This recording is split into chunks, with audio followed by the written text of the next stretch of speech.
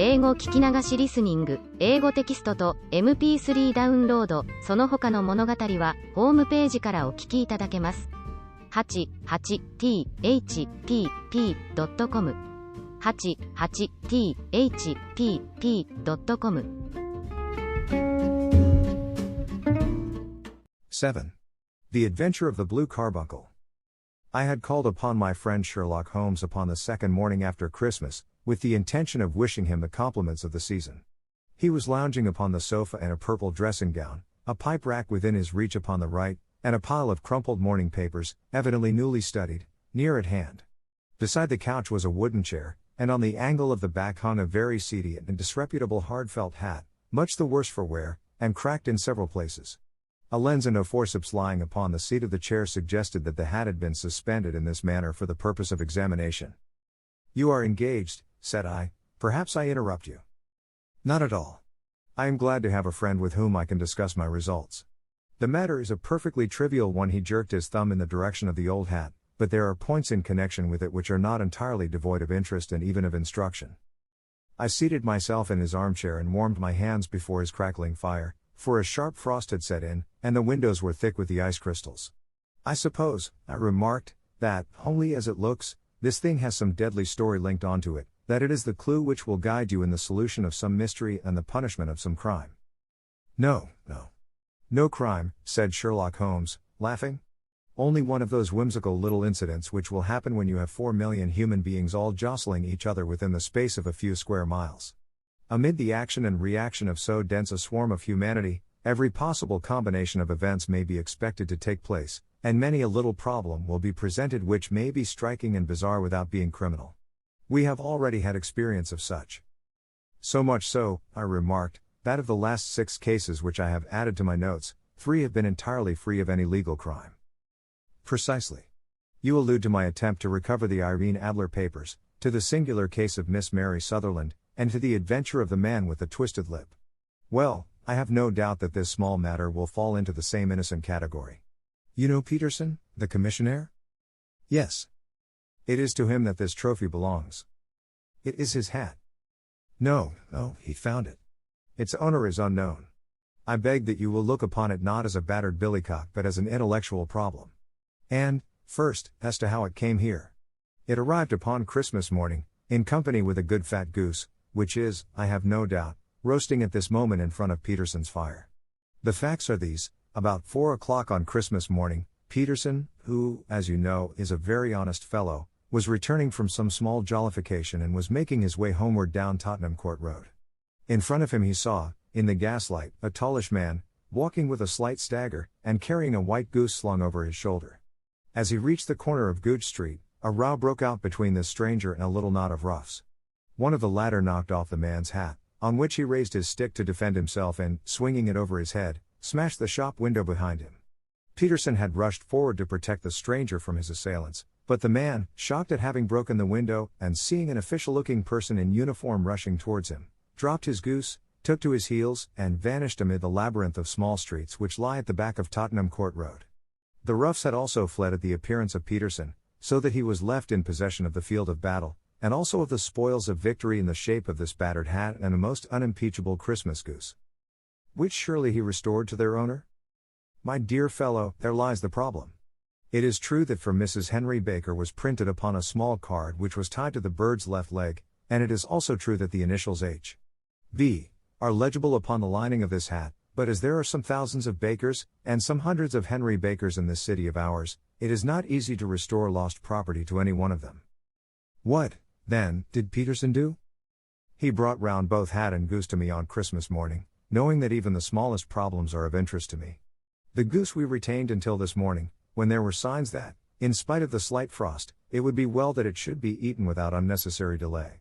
Its finder has carried it off, therefore, to fulfill the ultimate destiny of a goose, while I continue to retain the hat of the unknown gentleman who lost his Christmas dinner. Did he not advertise? No. Then, what clue could you have as to his identity? Only as much as we can deduce. From his hat? Precisely. But you are joking. What can you gather from this old battered felt? Here is my lens. You know my methods. What can you gather yourself as to the individuality of the man who has worn this article? I took the tattered object in my hands and turned it over rather ruefully. It was a very ordinary black hat of the usual round shape, hard and much the worse for wear. The lining had been of red silk, but was a good deal discolored. There was no maker's name, but, as Holmes had remarked, the initials H.B. were scrawled upon one side. It was pierced in the brim for a hat securer, but the elastic was missing. For the rest, it was cracked, exceedingly dusty, and spotted in several places, although there seemed to have been some attempt to hide the discolored patches by smearing them with ink. "I can see nothing," said I, handing it back to my friend. "On the contrary, Watson, you can see everything. You fail, however, to reason from what you see. You are too timid in drawing your inferences.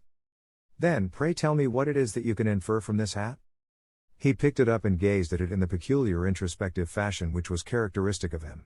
"It is perhaps less suggestive than it might have been," he remarked, "and yet there are a few inferences which are very distinct, and a few others which represent at least a strong balance of probability. That the man was highly intellectual is of course obvious upon the face of it, and also that he was fairly well-to-do within the last 3 years, although he has now fallen upon evil days. He had foresight, but has less now than formerly, pointing to a moral retrogression, which, when taken with the decline of his fortunes, seems to indicate some evil influence, probably drink, at work upon him. This may account also for the obvious fact that his wife has ceased to love him. My dear Holmes. He has, however, retained some degree of self-respect," he continued, disregarding my remonstrance. "He is a man who leads a sedentary life, goes out little, is out of training entirely, is middle-aged, has grizzled hair which he has had cut within the last few days, and which he anoints with lime cream. These are the more patent facts which are to be deduced from his hat. Also, by the way, that it is extremely improbable that he has gas laid on in his house." "You are certainly joking, Holmes." "Not in the least. Is it possible that even now, when I give you these results, you are unable to see how they are attained? I have no doubt that I am very stupid, but I must confess that I am unable to follow you. For example, how did you deduce that this man was intellectual?" For answer Holmes clapped the hat upon his head. It came right over the forehead and settled upon the bridge of his nose. "It is a question of cubic capacity," said he. "A man with so large a brain must have something in it." "The decline of his fortunes, then? This hat is 3 years old. These flat brims curled at the edge came in then. It is a hat of the very best quality. Look at the band of ribbed silk and the excellent lining. If this man could afford to buy so expensive a hat 3 years ago, and has had no hat since, then he has assuredly gone down in the world." "Well, that is clear enough, certainly. But how about the foresight and the moral retrogression?" Sherlock Holmes laughed. "Here is the foresight," said he, putting his finger upon the little disc and loop of the hat securer. "They are never sold upon hats. If this man ordered one, it is a sign of a certain amount of foresight, since he went out of his way to take this precaution against the wind. But since we see that he has broken the elastic and has not troubled to replace it, it is obvious that he has less foresight now than formerly, which is a distinct proof of a weakening nature. On the other hand, he has endeavored to conceal some of these stains upon the felt by daubing them with ink, which is a sign that he has not entirely lost his self-respect. Your reasoning is certainly plausible. The further points, that he is middle-aged, that his hair is grizzled, that it has been recently cut, and that he uses lime cream, are all to be gathered from a close examination of the lower part of the lining. The lens discloses a large number of hair ends, clean cut by the scissors of the barber. They all appear to be adhesive, and there is a distinct odor of lime cream. This dust, you will observe, is not the gritty, gray dust of the street but the fluffy brown dust of the house, showing that it has been hung up indoors most of the time, while the marks of moisture upon the inside are proof positive that the wearer perspired very freely, and could therefore, hardly be in the best of training. But his wife, you said that she had ceased to love him. This hat has not been brushed for weeks. When I see you, my dear Watson, with a week's accumulation of dust upon your hat, and when your wife allows you to go out in such a state, I shall fear that you also have been unfortunate enough to lose your wife's affection. But he might be a bachelor. Nay, he was bringing home the goose as a peace offering to his wife. Remember the card upon the bird's leg. You have an answer to everything. But how on earth do you deduce that the gas is not laid on in his house? 1 tallow stain, or even 2, might come by chance, but when I see no less than 5, I think that there can be little doubt that the individual must be brought into frequent contact with burning tallow, walks upstairs at night probably with his hat in one hand and a guttering candle in the other. Anyhow, he never got tallow stains from a gas jet. Are you satisfied? Well, it is very ingenious, said I, laughing, but since, as you said just now, there has been no crime committed, and no harm done save the loss of a goose, all this seems to be rather a waste of energy. Sherlock Holmes had opened his mouth to reply, when the door flew open, and Peterson, the commissionaire, rushed into the apartment with flushed cheeks and the face of a man who was dazed with astonishment. The goose, Mr. Holmes. The goose, sir, he gasped. Eh? What of it, then? Has it returned to life and flapped off through the kitchen window? Holmes twisted himself round upon the sofa to get a fairer view of the man's excited face. See here, sir. See what my wife found in its crop. He held out his hand and displayed upon the center of the palm a brilliantly scintillating blue stone, rather smaller than a bean in size, but of such purity and radiance that it twinkled like an electric point in the dark hollow of his hand. Sherlock Holmes sat up with a whistle. By Jove, Peterson, said he, this is treasure trove indeed. I suppose you know what you have got. A diamond, sir? A precious stone. It cuts into glass as though it were putty. It's more than a precious stone. It is the precious stone. Not the Countess of Morcar's blue carbuncle. I ejaculated. Precisely so. I ought to know its size and shape, seeing that I have read the advertisement about it in the Times every day lately. It is absolutely unique, and its value can only be conjectured, but the reward offered of £1,000 is certainly not within a 20th part of the market price. £1,000! Great Lord of mercy! The commissionaire plumped down into a chair and stared from one to the other of us. That is the reward, and I have reason to know that there are sentimental considerations in the background which would induce the Countess to part with half her fortune if she could but recover the gem. It was lost, if I remember aright, at the Hotel Cosmopolitan, I remarked. Precisely so, on December 22nd, just 5 days ago. John Horner, a plumber, was accused of having abstracted it from the lady's jewel case. The evidence against him was so strong that the case has been referred to the assizes. I have some account of the matter here, I believe. He rummaged amid his newspapers, glancing over the dates, until at last he smoothed one out, doubled it over, and read the following paragraph. Hotel Cosmopolitan jewel robbery. John Horner, 26, plumber, was brought up upon the charge of having upon the 22nd inst. Abstracted from the jewel case of the Countess of Morcar the valuable gem known as the blue carbuncle. James Ryder, upper attendant at the hotel, gave his evidence to the effect that he had shown Horner up to the dressing room of the Countess of Morcar upon the day of the robbery in order that he might solder the second bar of the grate, which was loose. He had remained with Horner some little time, but had finally been called away. On returning, he found that Horner had disappeared, that the bureau had been forced open, and that the small morocco casket in which, as it afterwards transpired, the Countess was accustomed to keep her jewel, was lying empty upon the dressing table. Ryder instantly gave the alarm, and Horner was arrested the same evening, but the stone could not be found either upon his person or in his rooms. Catherine Cusack, maid to the Countess, deposed to having heard Ryder's cry of dismay on discovering the robbery, and to having rushed into the room, where she found matters as described by the last witness. Inspector Bradstreet, the division, gave evidence as to the arrest of Horner, who struggled frantically, and protested his innocence in the strongest terms. Evidence of a previous conviction for robbery having been given against the prisoner, the magistrate refused to deal summarily with the offense, but referred it to the assizes. Horner, who had shown signs of intense emotion during the proceedings, fainted away at the conclusion and was carried out of court. So much for the police court, said Holmes thoughtfully, tossing aside the paper. The question for us now to solve is the sequence of events leading from a rifled jewel case at one end to the crop of a goose in Tottenham Court Road at the other. You see, Watson, our little deductions have suddenly assumed a much more important and less innocent aspect. Here is the stone came from the goose, and the goose came from Mr. Henry Baker, the gentleman with the bad hat and all the other characteristics with which I have bored you. So now we must set ourselves very seriously to finding this gentleman and ascertaining what part he has played in this little mystery. To do this, we must try the simplest means first, and these lie undoubtedly in an advertisement in all the evening papers. If this fail, I shall have recourse to other methods. What will you say? Give me a pencil and that slip of paper. Now, then, found at the corner of Goodge Street, a goose and a black felt hat. Mr. Henry Baker can have the same by applying at 6:30 this evening at 221B, Baker Street. That is clear and concise. Very. But will he see it? Well, he is sure to keep an eye on the papers, since, to a poor man, the loss was a heavy one. He was clearly so scared by his mischance in breaking the window and by the approach of Peterson that he thought of nothing but flight, but since then he must have bitterly regretted the impulse which caused him to drop his bird. Then, again, the introduction of his name will cause him to see it, for everyone who knows him will direct his attention to it.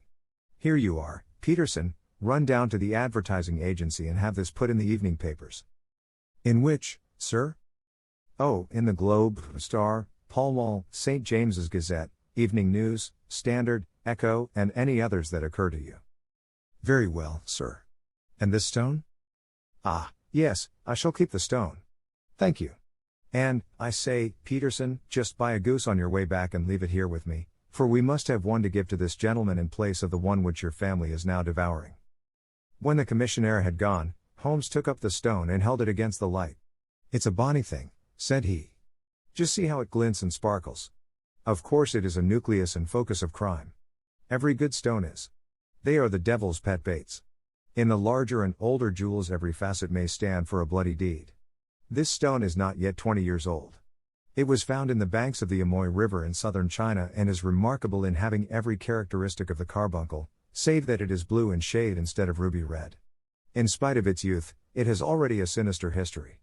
There have been 2 murders, a vitriol throwing, a suicide, and several robberies brought about for the sake of this 40-grain weight of crystallized charcoal.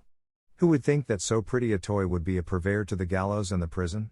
I'll lock it up in my strong box now and drop a line to the Countess to say that we have it. Do you think that this man Horner is innocent? I cannot tell. Well, then, do you imagine that this other one, Henry Baker, had anything to do with the matter? It is, I think, much more likely that Henry Baker is an absolutely innocent man, who had no idea that the bird which he was carrying was of considerably more value than if it were made of solid gold. That, however, I shall determine by a very simple test if we have an answer to our advertisement. And you can do nothing until then? Nothing. In that case I shall continue my professional round. But I shall come back in the evening at the hour you have mentioned, for I should like to see the solution of so tangled a business. Very glad to see you. I dine at 7.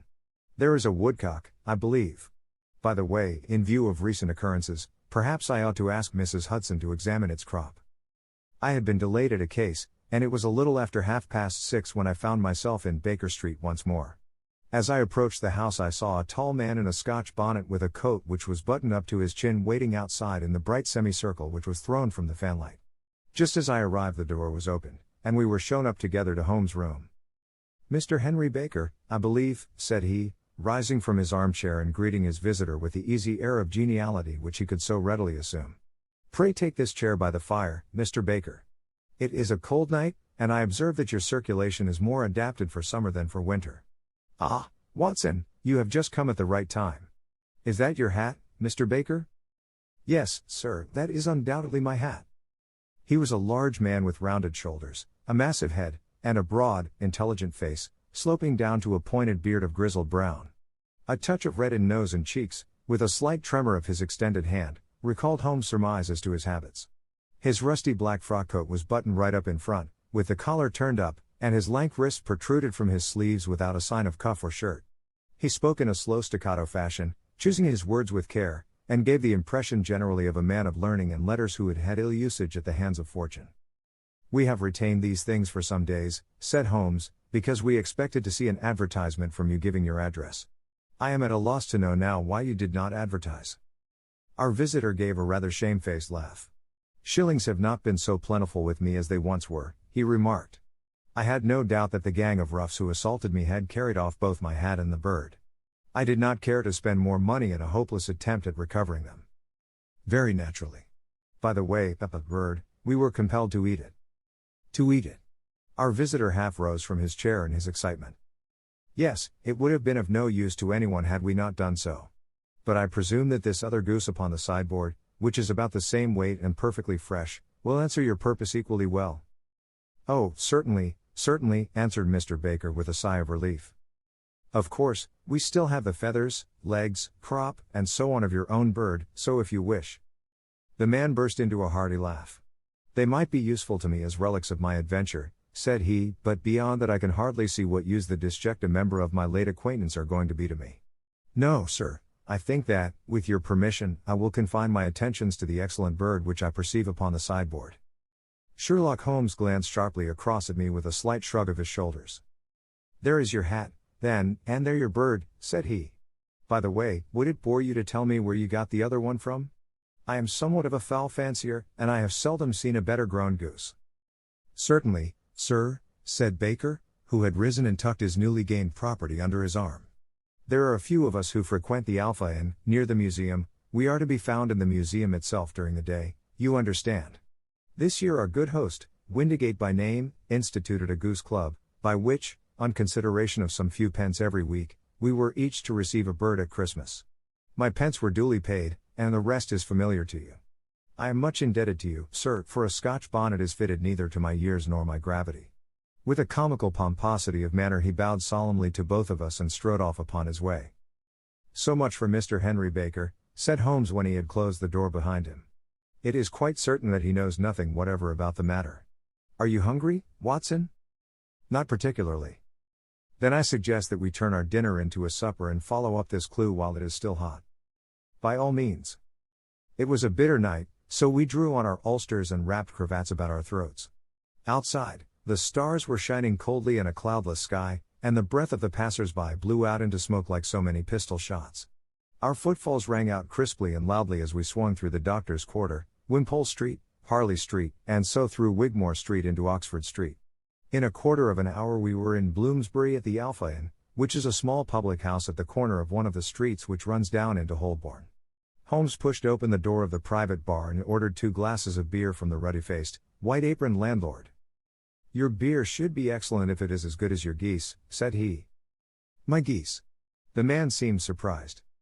Yes. I was speaking only half an hour ago to Mr. Henry Baker, who was a member of your goose club. Ah. Yes, I see. But you see, sir, them's not our geese. Indeed. Whose, then? Well, I got the 2 dozen from a salesman in Covent Garden. Indeed? I know some of them. Which was it? Breckenridge is his name. Ah. I don't know him.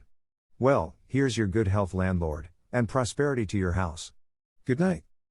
Now for Mr. Breckenridge, he continued, buttoning up his coat as we came out into the frosty air. Remember, Watson, that though we have so homely a thing as a goose at one end of this chain, we have at the other a man who will certainly get 7 years penal servitude unless we can establish his innocence. It is possible that our inquiry may but confirm his guilt, but, in any case, we have a line of investigation which has been missed by the police, and which a singular chance has placed in our hands. Let us follow it out to the bitter end. Faces to the south, then, and quick march. We passed across Holborn, down Endell Street, and so through a zigzag of slums to Covent Garden Market. One of the largest stalls bore the name of Breckenridge upon it, and the proprietor, a horsey-looking man, with a sharp face and trim side whiskers, was helping a boy to put up the shutters. Good evening. It's a cold night, said Holmes. The salesman nodded and shot a questioning glance at my companion. Sold out of geese, I see, continued Holmes, pointing at the bare slabs of marble. Let you have 500 tomorrow morning. That's no good. Well, there are some on the stall with the gas flare. Ah, but I was recommended to you. Who by? The landlord of the Alpha. Oh, yes, I sent him a couple of dozen. Fine birds they were, too. Now where did you get them from? To my surprise the question provoked a burst of anger from the salesman. Now, then, mister, said he, with his head cocked and his arms akimbo, what are you driving at? Let's have it straight, now. It is straight enough. I should like to know who sold you the geese which you supplied to the Alpha. Well then, I shan't tell you. So now. Oh, it is a matter of no importance, but I don't know why you should be so warm over such a trifle. Warm. You'd be as warm, maybe, if you were as pestered as I am. When I pay good money for a good article there should be an end of the business, but it's where are the geese? And who did you sell the geese to? And what will you take for the geese? One would think they were the only geese in the world, to hear the fuss that is made over them. Well, I have no connection with any other people who have been making inquiries, said Holmes carelessly. If you won't tell us the bet is off, that is all. But I'm always ready to back my opinion on a matter of fowls, and I have a fiver on it that the bird I ate is country bred. Well, then, you've lost your fiver, for it's town bred, snapped the salesman. It's nothing of the kind. I say it is. I don't believe it. Do you think you know more about fowls than I, who have handled them ever since I was a nipper? I tell you, all those birds that went to the Alpha were town bred. You'll never persuade me to believe that. Will you bet, then. It's merely taking your money, for I know that I am right. But I'll have a sovereign on with you, just to teach you not to be obstinate. The salesman chuckled grimly. Bring me the books, Bill, said he. The small boy brought round a small thin volume and a great greasy-backed one, laying them out together beneath the hanging lamp. Now then, Mr. Cocksure, said the salesman, I thought that I was out of geese, but before I finish you'll find that there is still one left in my shop. You see this little book? Well, that's the list of the folk from whom I buy. Do you see? Well, then, here on this page are the country folk, and the numbers after their names are where their accounts are in the big ledger. Now, then. You see this other page in red ink? Well, that is a list of my town suppliers. Now, look at that third name. Just read it out to me. Mrs. Oakshott, 117, Brixton Road, 249, Wheat Holmes. Quite so. Now turn that up in the ledger. Holmes turned to the page indicated. Here you are, Mrs. Oakshott, 117, Brixton Road, Egg and Poultry Supplier. Now, then, what's the last entry? December 22nd. 24 geese at sevens. 60. Quite so. There you are. And underneath? Sold to Mr. Windigate of the Alpha, at 12s. What have you to say now? Sherlock Holmes looked deeply chagrined. He drew a sovereign from his pocket and threw it down upon the slab, turning away with the air of a man whose disgust is too deep for words. A few yards off he stopped under a lamppost and laughed in the hearty, noiseless fashion which was peculiar to him. When you see a man with whiskers of that cut and the pink un protruding out of his pocket, you can always draw him by a bet, said he. I dare say that if I had put £100 down in front of him, that man would not have given me such complete information as was drawn from him by the idea that he was doing me on a wager. Well, Watson, we are, I fancy, nearing the end of our quest, and the only point which remains to be determined is whether we should go on to this Mrs. Oakshott tonight, or whether we should reserve it for tomorrow. It is clear from what that surly fellow said that there are others besides ourselves who are anxious about the matter, and I should. His remarks were suddenly cut short by a loud hubbub which broke out from the stall which we had just left. Turning round we saw a little rat-faced fellow standing in the center of the circle of yellow light which was thrown by the swinging lamp, while Breckenridge, the salesman, framed in the door of his stall, was shaking his fist fiercely at the cringing figure. I've had enough of you and your geese, he shouted. I wish you were all at the devil together. If you come pestering me any more with your silly talk I'll set the dog at you. You bring Mrs. Oakshott here and I'll answer her, but what have you to do with it? Did I buy the geese off you? No, but one of them was mine all the same, whined the little man. Well, then, ask Mrs. Oakshott for it. She told me to ask you. Well, you can ask the King of Prussia, for all I care. I've had enough of it. Get out of this. He rushed fiercely forward, and the inquirer flitted away into the darkness. Ha! This may save us a visit to Brixton Road, whispered Holmes. Come with me, and we will see what is to be made of this fellow. Striding through the scattered knots of people who lounged round the flaring stalls, my companion speedily overtook the little man and touched him upon the shoulder. He sprang round, and I could see in the gaslight that every vestige of color had been driven from his face. Who are you, then? What do you want? He asked in a quavering voice. You will excuse me, said Holmes blandly, but I could not help overhearing the questions which you put to the salesman just now. I think that I could be of assistance to you. You? Who are you? How could you know anything of the matter? My name is Sherlock Holmes. It is my business to know what other people don't know. But you can know nothing of this? Excuse me, I know everything of it. You are endeavoring to trace some geese which were sold by Mrs. Oakshott, of Brixton Road, to a salesman named Breckenridge, by him in turn to Mr. Windigate, of the Alpha, and by him to his club, of which Mr. Henry Baker is a member. Oh, sir, you are the very man whom I have longed to meet, cried the little fellow with outstretched hands and quivering fingers. I can hardly explain to you how interested I am in this matter. Sherlock Holmes hailed a four-wheeler which was passing. In that case we had better discuss it in a cozy room rather than in this wind-swept marketplace, said he. But pray tell me, before we go farther, who it is that I have the pleasure of assisting. The man hesitated for an instant. My name is John Robinson, he answered with a sidelong glance. No, the real name, said Holmes sweetly. It is always awkward doing business with an alias. A flush sprang to the white cheeks of the stranger. Well then, said he, my real name is James Ryder. Precisely so. Head attendant at the Hotel Cosmopolitan. Pray step into the cab, and I shall soon be able to tell you everything which you would wish to know." The little man stood glancing from one to the other of us with half-frightened, half-hopeful eyes, as one who is not sure whether he is on the verge of a windfall or of a catastrophe. Then he stepped into the cab, and in half an hour we were back in the sitting room at Baker Street. Nothing had been said during our drive, but the high, thin breathing of our new companion, and the claspings and unclaspings of his hands, spoke of the nervous tension within him. "Here we are," said Holmes cheerily as we filed into the room. "The fire looks very seasonable in this weather. You look cold, Mr. Ryder. Pray take the basket chair. I will just put on my slippers before we settle this little matter of yours. Now, then.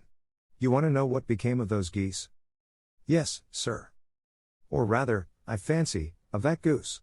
It was one bird, I imagine, in which you were interested, white, with a black bar across the tail." Ryder quivered with emotion. "Oh, sir," he cried, "can you tell me where it went to?" "It came here." "Here?" "Yes, and a most remarkable bird it proved. I don't wonder that you should take an interest in it. It laid an egg after it was dead, the bonniest, brightest little blue egg that ever was seen. I have it here in my museum." Our visitor staggered to his feet and clutched the mantelpiece with his right hand. Holmes unlocked his strong box and held up the blue carbuncle, which shone out like a star, with a cold, brilliant, many-pointed radiance. Ryder stood glaring with a drawn face, uncertain whether to claim or to disown it. "The game's up, Ryder," said Holmes quietly. "Hold up, man, or you'll be into the fire. Give him an arm back into his chair, Watson. He's not got blood enough to go in for felony with impunity. Give him a dash of brandy. So. Now he looks a little more human. What a shrimp it is, to be sure." For a moment he had staggered and nearly fallen, but the brandy brought a tinge of color into his cheeks, and he sat staring with frightened eyes at his accuser. "I have almost every link in my hands, and all the proofs which I could possibly need, so there is little which you need tell me. Still, that little may as well be cleared up to make the case complete. You had heard, Ryder, of this blue stone of the Countess of Morcar's?" "It was Catherine Cusack who told me of it," said he in a crackling voice. "I see, her ladyship's waiting maid. Well, the temptation of sudden wealth so easily acquired was too much for you, as it has been for better men before you, but you were not very scrupulous in the means you used. It seems to me, Ryder, that there is the making of a very pretty villain in you. You knew that this man Horner, the plumber, had been concerned in some such matter before, and that suspicion would rest the more readily upon him. What did you do, then? You made some small job in my lady's room, you and your confederate Cusack, and you managed that he should be the man sent for. Then, when he had left, you rifled the jewel case, raised the alarm, and had this unfortunate man arrested. You then." Ryder threw himself down suddenly upon the rug and clutched at my companion's knees. "For God's sake, have mercy!" he shrieked. "Think of my father. Of my mother. It would break their hearts. I never went wrong before. I never will again. I swear it. I'll swear it on a Bible. Oh, don't bring it into court. For Christ's sake, don't." "Get back into your chair," said Holmes sternly. "It is very well to cringe and crawl now, but you thought little enough of this poor Horner in the dock for a crime of which he knew nothing. I will fly, Mr. Holmes. I will leave the country, sir. Then the charge against him will break down. We will talk about that. And now let us hear a true account of the next act. How came the stone into the goose, and how came the goose into the open market? Tell us the truth, for there lies your only hope of safety." Ryder passed his tongue over his parched lips. "I will tell you it just as it happened, sir," said he. "When Horner had been arrested, it seemed to me that it would be best for me to get away with the stone at once, for I did not know at what moment the police might not take it into their heads to search me in my room. There was no place about the hotel where it would be safe. I went out, as if on some commission, and I made for my sister's house. She had married a man named Oakshott, and lived in Brixton Road, where she fattened fowls for the market.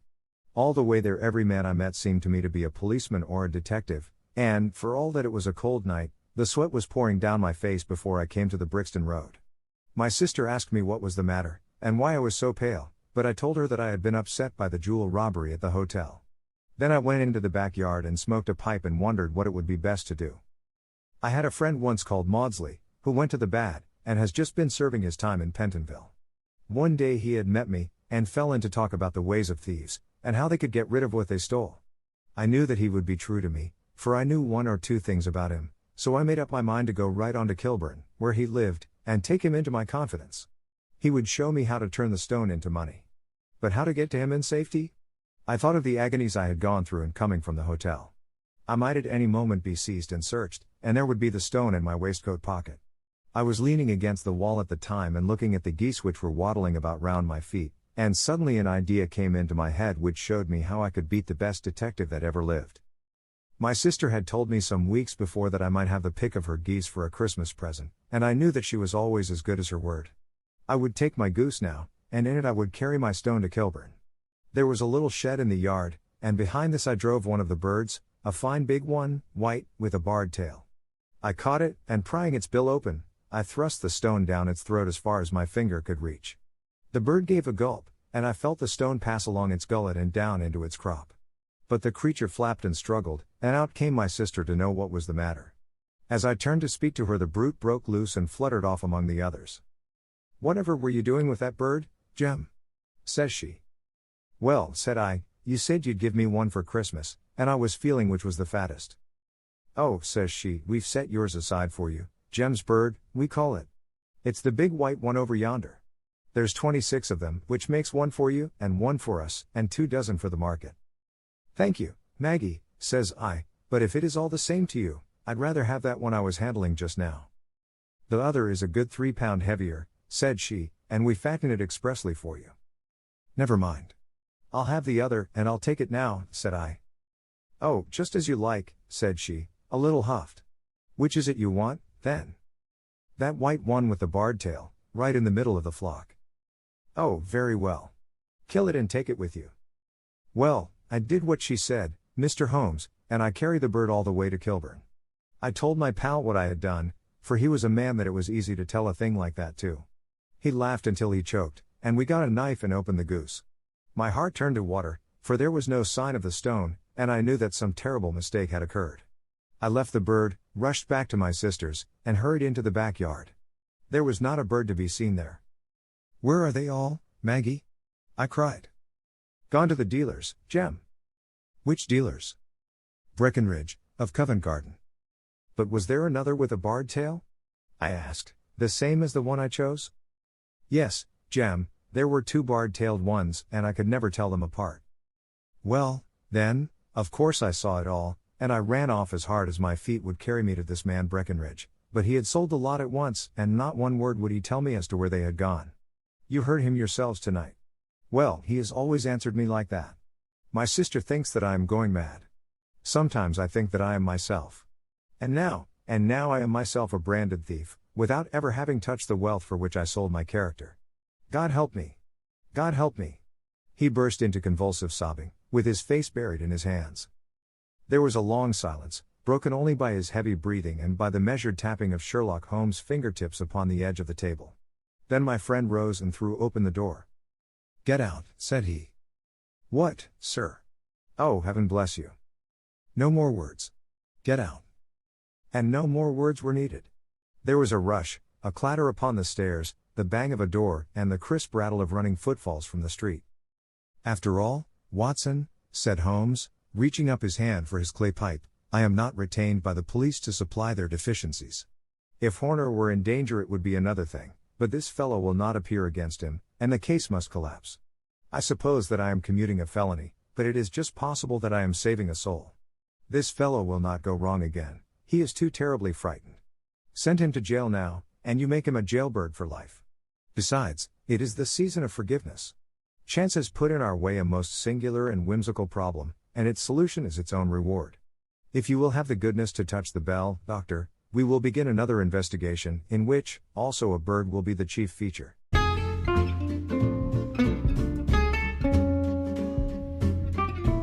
英語聞き流しリスニング、英語テキストと MP3 ダウンロード、その他の物語は、ホームページからお聞きいただけます。88thpp.com 88thpp.com